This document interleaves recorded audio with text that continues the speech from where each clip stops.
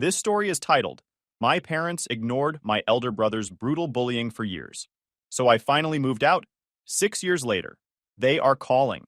Hey everyone, we put a lot of time and effort into finding these stories to keep bringing you the best content. If you enjoy what we do, it would mean the world if you hit that subscribe button. Your support really makes all the difference and keeps this journey going strong. Thanks so much for being here with me. Now let's start the video. OP starts by saying, Hey Reddit, I don't really post personal stuff like this often, but lately I've been doing a lot of reflecting on my past. This post is probably going to be long, because there's a lot to unpack. I guess it's kind of therapeutic for me to write it all out. Growing up, my family dynamic was complicated, to put it lightly. I always felt like the invisible kid, like I was just an extra piece in a puzzle that was already complete without me. My older brother, Blake, was the main character in our family, and I was just the side note. Blake has ADHD, and while I understand now that it can make things difficult, it felt like my entire childhood revolved around accommodating him. I don't remember a time when Blake wasn't the center of attention. It's like he had this gravitational pull, and everyone, especially my parents, orbited around him. From the moment I was born, it was clear that Blake didn't want me there. He was 5 years old, and instead of being excited about having a little sibling, he seemed to hate me on sight. Blake's jealousy started early. I was too young to remember the details, but my mom would tell stories about how he'd throw massive tantrums whenever she or my dad gave me any attention.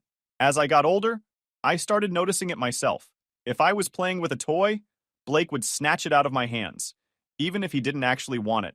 It was like the simple fact that I was enjoying something made him furious. Birthdays were the worst. You know how birthdays are supposed to be a big deal when you're a kid? A day where you get to feel special? Not for me. Blake made sure of that.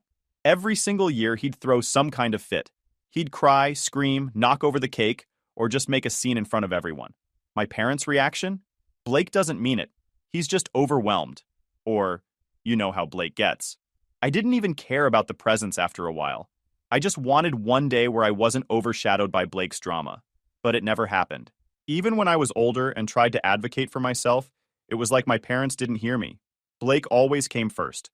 When I was little, I tried to brush off Blake's behavior because, well, I didn't know any better. But as I grew older, it became clear that he wasn't just difficult, he was a bully. He'd push me, shove me, or knock things out of my hands for no reason other than to assert his dominance. He bit me a few times too. And while I know that sounds ridiculous now, it was genuinely terrifying as a kid. My parents would say, "Oh, he's just being a big brother." Or, "You'll understand when you're older." Spoiler alert, I don't understand, and I never will.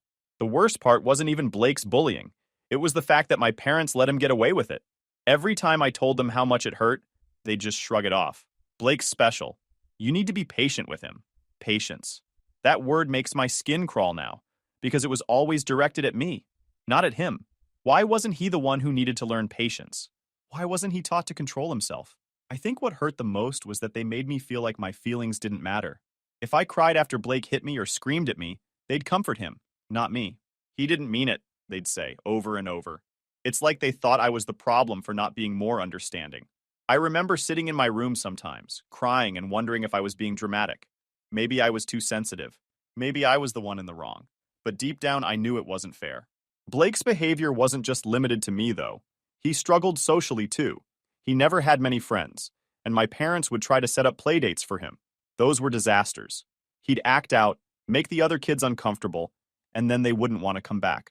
My parents always seemed more embarrassed for him than concerned about how his actions affected others. Meanwhile, I learned early on to keep my head down and avoid rocking the boat. I became the good kid because I didn't want to add to their stress. But being the good kid didn't mean I got rewarded. It just meant I was ignored. I longed for a normal sibling relationship, the kind you see in movies where brothers or sisters look out for each other. I wanted a protector, not a tormentor. Instead, I got Blake, who seemed to delight in making my life miserable. One of the most vivid memories I have is from when I was about 13. I begged my parents to take me on a trip to Disneyland, just the three of us. For once, I wanted something special that didn't involve Blake. After days of pleading, they finally agreed. The plan was to leave Blake with our grandparents for 3 days and have some one-on-one time with me. I was so excited, I couldn't sleep the night before. But when Blake found out about the trip, he lost it. He screamed, cried, and even threw things around the house. He got in my face, yelling that he'd kill me if I tried to steal our parents from him. I'll admit, I was scared.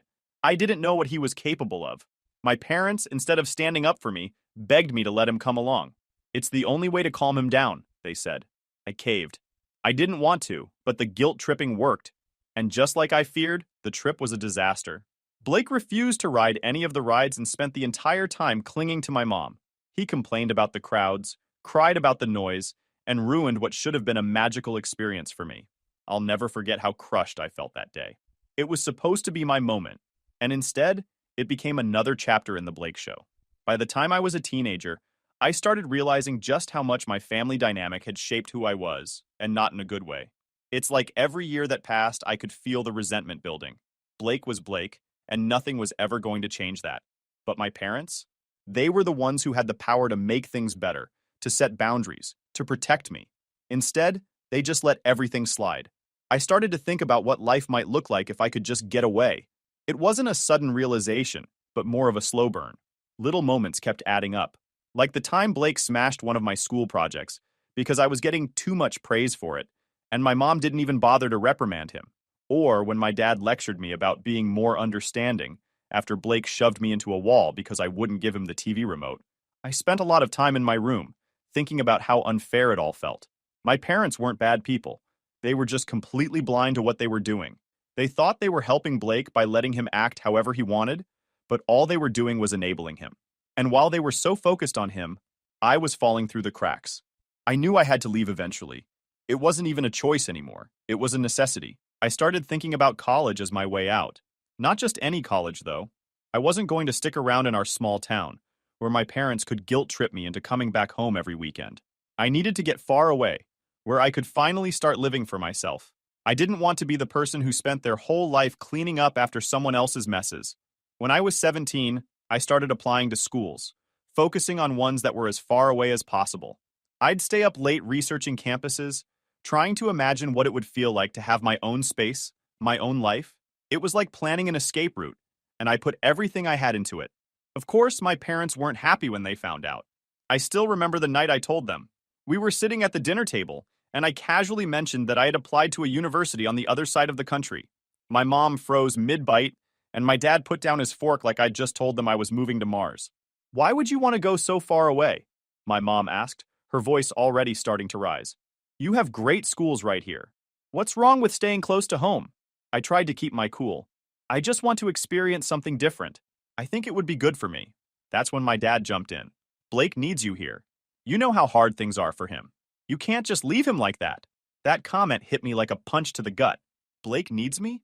What about what I needed? I looked at them both, trying to find the right words to explain how much I was suffocating in that house. But I knew they wouldn't understand. They never did. "I'm not responsible for Blake," I said, as calmly as I could. "I need to live my own life."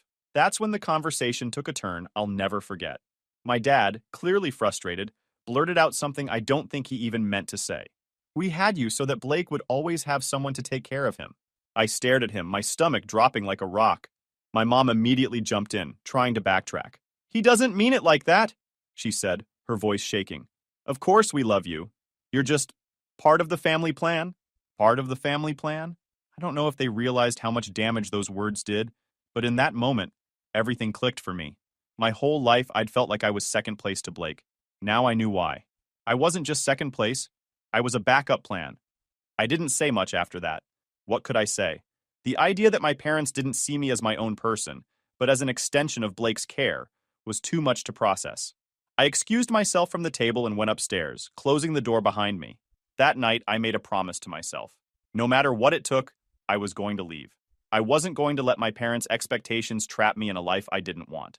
I didn't care if they called me selfish or ungrateful or whatever else they wanted to throw at me. For once, I was going to put myself first. The next few months were a whirlwind. I threw myself into my schoolwork, determined to get the grades I needed for a scholarship. I started saving every penny I could from my part-time job, even though it wasn't much. And when acceptance letters started coming in, I didn't tell my parents right away. I wanted to have a plan in place before I broke the news. When I finally told them that I'd been accepted to a university across the country, they didn't take it well. My mom cried. My dad tried to guilt-trip me, saying I was abandoning the family.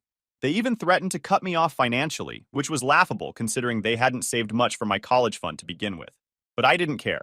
I had already talked to my grandparents, who were the only ones who truly supported me.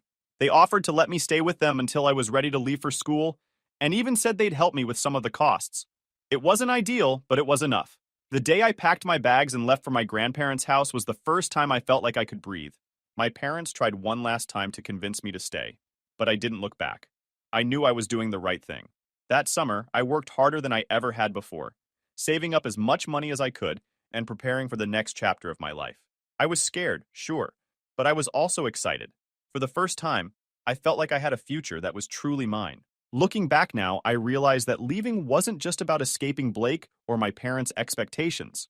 It was about finding myself, about proving to myself that I was more than just an afterthought in someone else's story. And even though the road ahead was going to be tough, I knew I was ready for it. When I finally left for college, it felt like stepping into another world. For the first time, I could breathe without constantly looking over my shoulder for Blake or worrying about what my parents wanted. I won't lie and say it was easy. Those first few months were tough, but it was the freedom I had been craving my entire life. The hardest part was figuring out how to make ends meet. My parents followed through on their threat to cut me off financially. Not that they had much to offer anyway, but it still stung knowing they were serious about it. It wasn't just about the money, it was about how little they valued me as a person. I didn't hear from them after I left, not even a single call or text to see if I was okay. They made it clear that if I wasn't willing to play the role they had planned for me, I wasn't worth their time. Thankfully, my grandparents had my back. They let me stay with them for the summer before I left for school and even helped cover some of the costs to get me started. My grandpa gave me this long speech about how I should never feel guilty for leaving and how proud he was of me for wanting to chase my dreams. It was the kind of support I'd never gotten from my parents, and I think it's the only reason I didn't completely fall apart. When I got to campus, I realized just how unprepared I was for the real world. Most of the kids around me seemed to have it all figured out. They had supportive families, money to spend, and no clue what it was like to go it alone. Meanwhile, I was juggling part-time jobs, student loans, and the overwhelming feeling that I didn't belong. I worked as a server at a diner near campus, pulling late shifts to make rent and afford textbooks. There were nights I'd come home so tired I could barely stand, but I knew I didn't have a choice. I had to make it work because there was no safety net waiting for me if I failed. Despite all the stress, I loved being on my own. No one was breathing down my neck, telling me to be patient with Blake, or guilting me into doing something I didn't want to do. For the first time in my life, I was in control. It wasn't just about financial independence, though. Emotionally, I was finally starting to unpack everything I'd been through growing up. I didn't realize how much damage my family dynamic had done until I was away from it. In high school, I was always so focused on surviving day-to-day life that I never had the time to process how I really felt. But in college, there were nights I'd lie awake in my tiny dorm room, replaying memories in my head and trying to make sense of it all. One thing that stuck with me was how little my parents had tried to support me once I left. I wasn't expecting them to beg me to come back or anything, but the complete silence was deafening.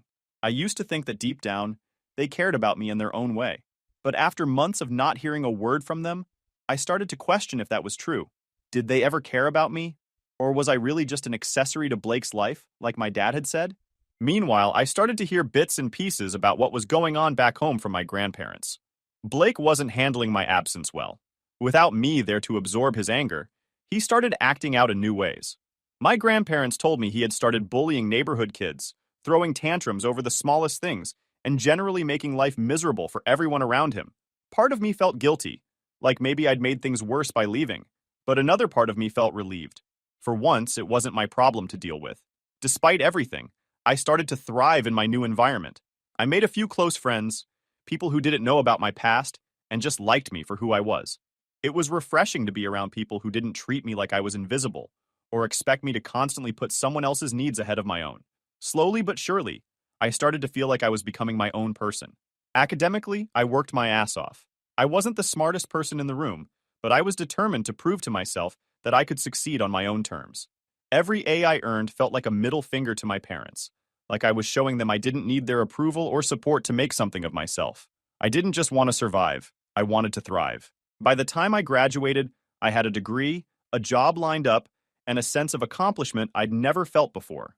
My grandparents were there at my graduation, cheering me on from the stands. My parents? Not a word. I didn't expect them to show up, but it still hurt. It was another reminder of how little I meant to them outside of my role in Blake's life. After graduation, I moved to a new city and started my first real job. It wasn't glamorous, but it paid well. And for the first time, I didn't have to worry about money every second of the day. I was finally able to start paying off my student loans and, more importantly, begin repaying my grandparents for the financial help they'd given me over the years. They never asked for a dime back, but it mattered to me to show them how much I appreciated everything they'd done. Meanwhile, I kept hearing updates about Blake from my grandparents.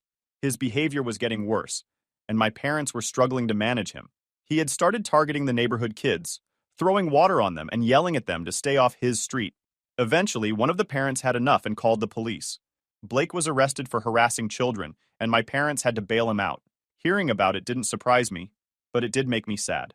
Blake was still the same person he'd always been, and my parents were still enabling him. Through all of this, my parents never reached out to me. Not even once. It's like they had written me off completely. And honestly, I was okay with that. I didn't need them in my life anymore. I had spent so much of my childhood trying to earn their love and approval, and I was done. I was finally living for myself, and it felt amazing. Of course, that silence wouldn't last forever.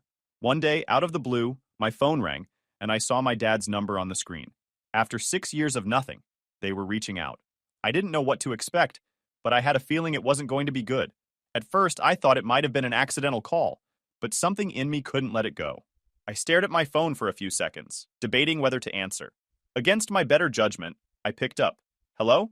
My voice was cautious, almost shaky. Hey, it's Dad.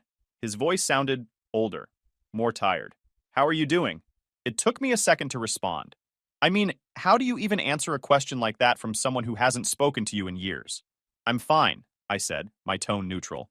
What's going on? He hesitated. That's when I knew something was up. My dad wasn't the type to beat around the bush unless there was bad news involved. Your mom and we've been talking and we think it's time we put everything behind us. We miss you and we want to make things right. I didn't say anything at first. My brain was working overtime, trying to figure out what angle they were playing. Why now? Why after 6 years of nothing? I wasn't buying the whole "we miss you" act. That's nice, I said, keeping my tone flat. But what do you really want? He sighed, like he was disappointed I didn't fall for his script. Look, we've had a hard time lately. Blake's gotten into some trouble. There it was. I knew it wasn't about missing me or wanting to reconnect. It was about Blake, just like everything else in my life had been. What kind of trouble? I asked, already dreading the answer. He hesitated again before launching into the story. Apparently, Blake's antics had escalated to the point where the neighbors were fed up. He'd been harassing kids in the area, throwing water at them, and yelling at them to stay off the street. Eventually, the parents got involved, and one of them called the police. Blake was arrested, and now he had a court date coming up. Okay, I said slowly. And why are you telling me this? We need your help, he said bluntly. Your mom and I are at our wits' end. We're trying to get Blake into therapy, but we're struggling with the costs. And with this legal case hanging over his head, we're going to need a lawyer. We thought, well, you're doing well now, aren't you? Maybe you could pitch in. I couldn't believe what I was hearing. 6 years of silence, and now they were asking me for money? Not even for themselves, but for Blake, the same person who made my childhood a living hell? Are you serious? I asked, my voice shaking with anger. Come on, he said. You know how hard it's been for us, trying to take care of him. You're his sister. Don't you think it's time to step up and help the family? I snapped. All the anger, all the resentment I'd bottled up for years came flooding out. Help the family? You mean the same family that abandoned me the second I decided to live my own life? The same family that let Blake torment me for years without lifting a finger? Are you actually asking me to help the person who made my life miserable? My dad tried to interrupt, but I wasn't done.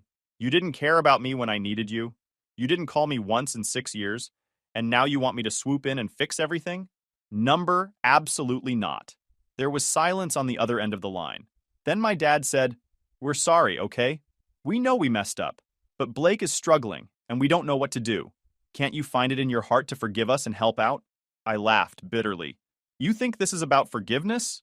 You think an apology is enough to erase years of neglect and abuse? You don't get to apologize and expect me to save the day. I'm not Blake's caretaker, and I never will be. That's your job, not mine. I hung up before he could say anything else. My hands were shaking, and I had to sit down to calm myself. I wasn't sure if I was more angry or hurt. They had some nerve, calling me after all these years and acting like I owed them something. Later that night, my mom sent me a long text message. It was full of apologies and promises to do better. She admitted they should have handled things differently when we were kids and that they regretted how they treated me. But she also doubled down on asking for my help, saying that Blake's situation was dire and that they couldn't do it alone. I didn't respond. I didn't know how to. Part of me wanted to tell them to go to hell, but another part of me felt guilty, even though I knew I shouldn't. No matter how much I tried to convince myself that I didn't care about them anymore, a small part of me still did. I spent the next few days trying to sort through my feelings. Was I being too harsh? Should I give them another chance? Or was this just another manipulation tactic to drag me back into the chaos I'd worked so hard to escape? But every time I started to doubt myself, I thought back to the years I spent begging for their support, only to be dismissed. It wasn't just about Blake's bullying. It was the constant message that my feelings didn't matter, that I was secondary in my own family. I wasn't ready to forgive them, not when they only reached out because they needed something. That week, I had a long conversation with my grandparents. They had always been my safe haven, and I needed their perspective. I told them everything, how my parents had called, how they wanted financial help for Blake, and how angry I felt about the whole thing. My grandpa listened quietly, nodding as I vented. When I finally stopped to catch my breath, he said something that stuck with me. "You don't owe them anything," he said firmly. "They made their choices and now they're dealing with the consequences. It's not your job to clean up their mess." Hearing that from him was like a weight lifting off my chest. For years, I had carried this unspoken expectation that I was somehow responsible for my family's happiness. But the truth was, I had done everything I could. I had spent my entire childhood accommodating Blake, sacrificing my own needs to keep the peace. I had given enough. Even so, I couldn't completely ignore what my parents were going through. Over the next few weeks, I kept tabs on the situation through my grandparents. They told me that Blake's court date was coming up and that my parents were scrambling to figure out how to handle it. Apparently, they had met with a lawyer who told them Blake might avoid jail time if he agreed to court-mandated therapy. That sounded like a good thing, but my grandparents were skeptical. They didn't think my parents would follow through with it, especially since they'd resisted getting Blake professional help for years. "Your mom still thinks she can handle him on her own," my grandma said. "She's too proud to admit she's in over her head." Hearing that made me sad, but it also made me angry. My parents had spent years enabling Blake's behavior, refusing to hold him accountable for anything. And now they were dealing with the fallout of their own choices. They were desperate for help, but not because they wanted to make things right with me. They wanted me to step in and fix things for them, just like they had always expected me to do. That realization helped me solidify my boundaries. If my parents truly wanted to repair our relationship, they needed to prove it wasn't just about Blake. They needed to acknowledge the years of neglect and pain they caused me and make an effort to change. I wasn't going to be their backup plan anymore. A few weeks later, my grandparents told me that Blake's court date had come and gone.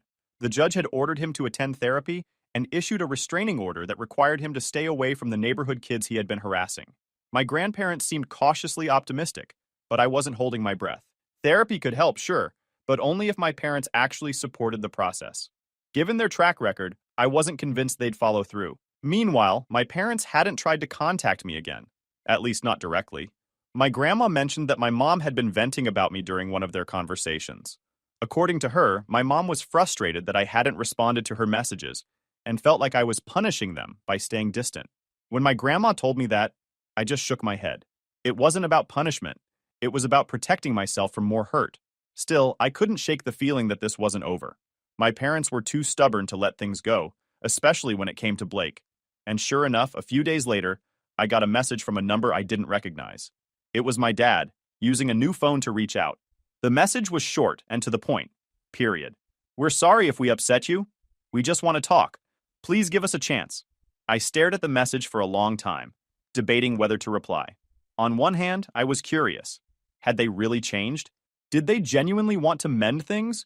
Or was this just another attempt to rope me back into their drama?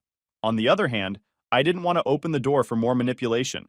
I'd worked so hard to build a life away from their chaos, and I wasn't sure I was ready to risk it. In the end, I decided not to respond. I wasn't ready to face them yet, and I wasn't going to let guilt dictate my choices. If they truly wanted to make amends, they would have to prove it through their actions, not just words. After ignoring my dad's latest attempt to reach out, I finally felt like I was beginning to close a chapter in my life that had been left open for too long. My childhood and teenage years had been defined by my family's dysfunction, but now I was in control. Still, that didn't mean the emotions disappeared overnight. There was a lot I had to process, and the journey to truly moving on was far from easy. A few weeks after my dad's text, I got an update from my grandparents about how things were going back home. Blake had started his court-mandated therapy, but not without resistance. Apparently, he had thrown a massive fit before his first session, yelling that he didn't need help and that everyone else was the problem. My grandparents said my mom had to practically drag him out of the house to get him there. Hearing about that didn't surprise me. It was classic Blake behavior, but it did make me feel a strange mix of emotions. On one hand, I was relieved he was finally being forced to confront his issues. On the other hand, I couldn't help but wonder if therapy would actually help him, or if it was too late for meaningful change. Years of enabling don't just disappear because of a court order. Meanwhile, my parents were still struggling financially. Between Blake's legal fees, the fines they had to pay, and the cost of therapy, they were barely keeping their heads above water. My grandparents mentioned that they'd had to step in a few times to help cover expenses, even though my parents hadn't asked directly. My grandparents didn't seem happy about it, but they said they couldn't stand by and watch my parents sink. I felt bad for my grandparents.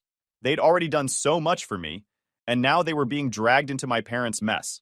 I told them they didn't have to keep me updated if it was too stressful for them, but they insisted they wanted to. "You deserve to know what's going on," my grandma said, "even if you're not involved." Despite everything, my grandparents were still encouraging me to maintain some kind of distance. They knew how much pain my parents had caused me, and they didn't want me to get sucked back into that dynamic. "They need to learn how to stand on their own," my grandpa said, "and you need to keep living your life." I still heard updates from my grandparents every now and then.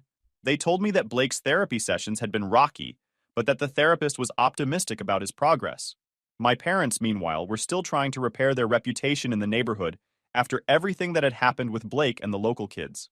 It sounded like they had a long road ahead of them, but that was their journey to navigate, not mine. As for me, I started making plans for the future.